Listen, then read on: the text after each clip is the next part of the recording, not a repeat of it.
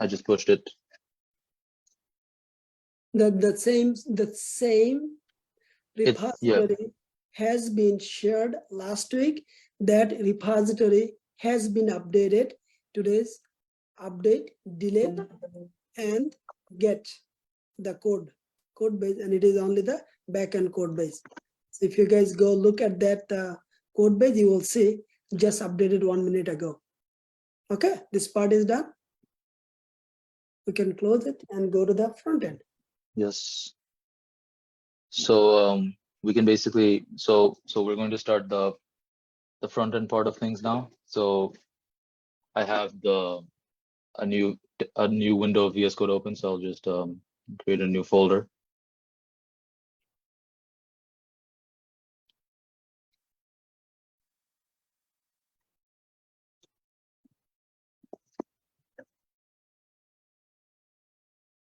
Okay, actually, we have to use terminal to create. So we're gonna use a Next.js. So we have to use the terminal to create the app. So npx create next.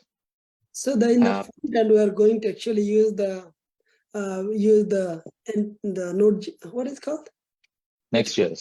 Next.js framework to consume the API. Yes. The reason we use the Next.js, there is multiple reasons. One of the reasons is the web application is not. Whenever you consume the API, it is not the website anymore. It becomes the web application. So a web application need to be SEO user friendly. Means SEO means search engine optimization. Okay. So one of the benefits of the Next.js is it is search engine optimization, so that the Google or all the the search engine can actually track the website behavior. I don't think the React support it. That's the reason we are using the Next.js. Pratik, am I right? I hope I still remember what I said. Yes, you're right. So what we did actually, basically in the TS for you, right, website, in the beginning we did the React.js, and then when our SEO came and they said, well, our Google is not able to do much with our website. What happened? And we found out, well, React doesn't work.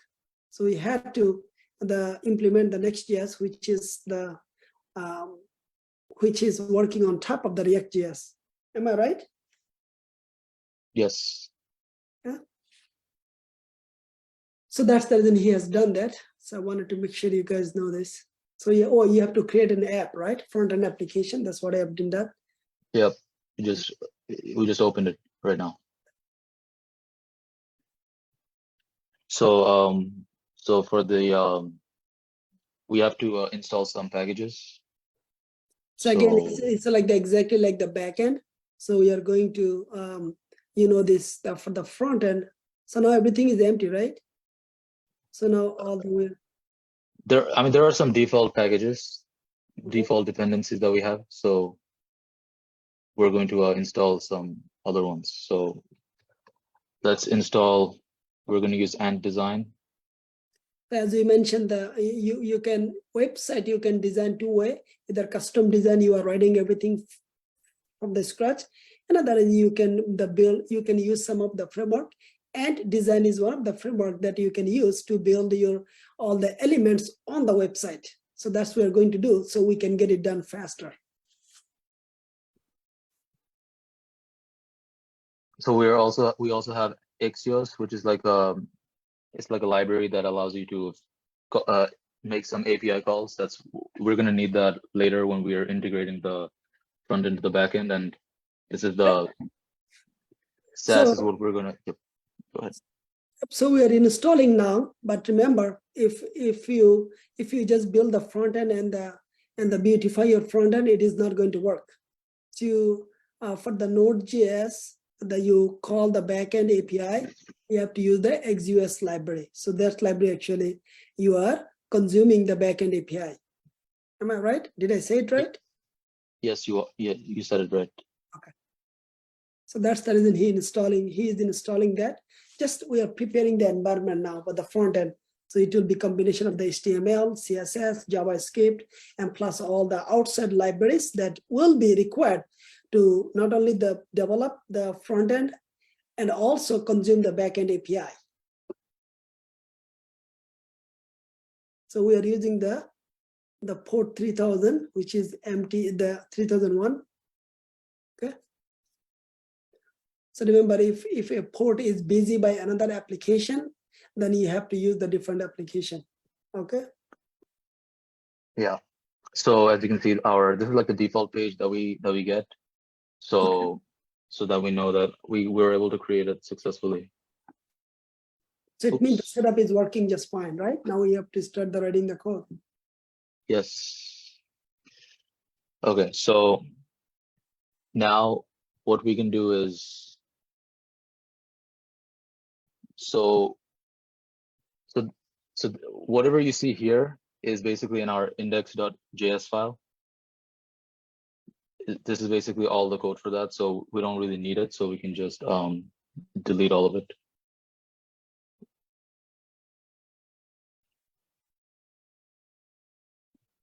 And we can also delete this. And we're not going to use any of these either, so let's just get rid of it. So what is the purpose of the index.js? If you can just 10 seconds. Yes, sure. So basically, this is basically the landing page of the website. So if I do something like, so it's returning hello world. So this is the index.js, right? And if this is basically the landing page. So as you can see, whatever I write here is basically being rendered here. Yep, understood. So this is going to be our main homepage, basically.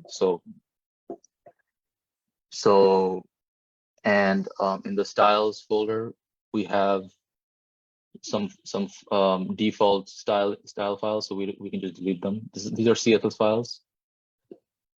We can just delete them. And what else? We're going to create a new file called main.scss.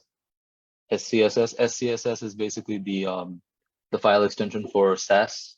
That's what we're going to use. It's like an CSS extension, basically. So the style files for all the other components, we're going to import it here. If you guys see that we put the file index.js, basically in this file we are going to write the JavaScript and the HTML. Am I right? No, we're not going to write JavaScript in this file. No, the index.js. Oh yeah, we're going to write both here. Yes, you're right. So JavaScript is some of the very cool things is in the JS file, you can write the HTML and actually the JavaScript, means your programming code. That's the reason you do not see the HTML file, because we are going to take care of through the index.js. Can we call it any name, or it has to be like that name, index.js? Index.js is like the convention. So this is what, yeah, so we have to call it index. Understood, okay. Okay. So basically we have, let's create a folder called components. Yeah. This is basically where all the components are going to be. So as you remember, in the main page of the website, we had a form. So we're going to create a component for that in this file. So we're going to call it MyForm. Okay. So inside the MyForm, we're going to create the boilerplate. So this is like a function. And we're going to import some stuff. We're going to import some components from the Ant Design. So let's import the input, the so select. if you remember, we have the we have installed in the Ant Design library, the package, whatever you call it. Again, Ant Design is one of the, you want to build a website, the web component, all the elements faster. So you, instead of you're writing from the scratch, you are just using the third party, like the Ant Design, or there is other design, but we are using the Ant Design. Yes.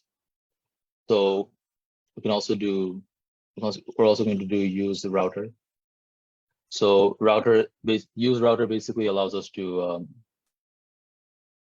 like redirect users from one page to another. So we'll see how to do it.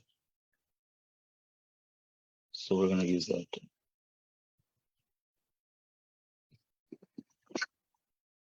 So basically, usually, so here in the return is basically where we write all the HTML and CSS. So at the top of the page, we're going to have a heading tag where we're going to write enter product details.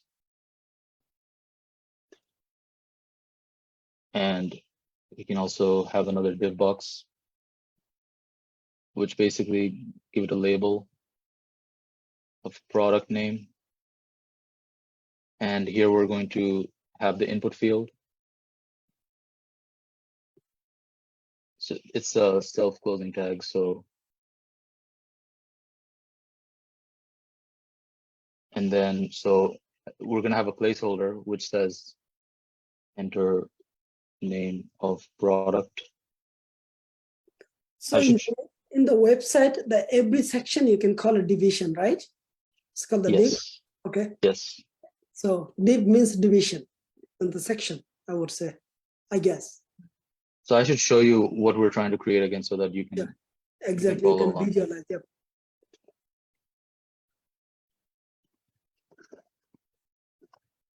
So this is basically what we're replicating now. So this is a heading tag. So which is basically goes here in the H1 tag.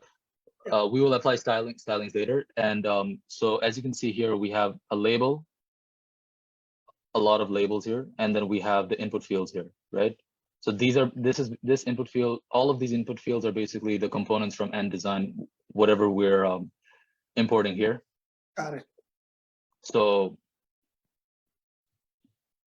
yep, so we have the product name. This is a label, this is a label. That's basically what we're going to do. This is basically what we're doing here. And we're going to do the same thing a couple times. Huh? So this is going to be the image you. Then we'll make the changes. Yes. Okay, got it. Image URL. And this is going to be the enter. Also, the placeholder is basically whenever you go to like an input field, you see the text here. That's basically called a placeholder. So we can specify it in the inputs.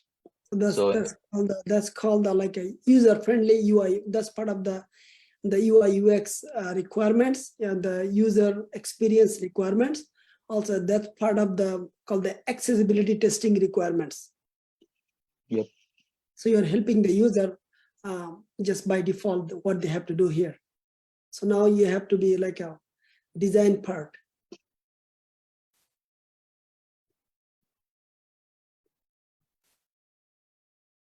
Okay, so far it's not done yet. So let's see what it actually looks like. So if we go to this one, if we hit refresh, okay, I think it's not running. So it's okay. So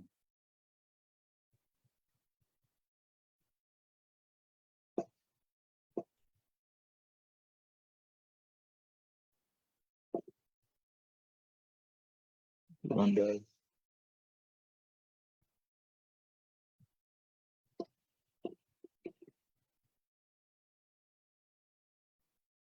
Okay, we're not importing it yet. That's fine. So let's just import it and see what it looks like. So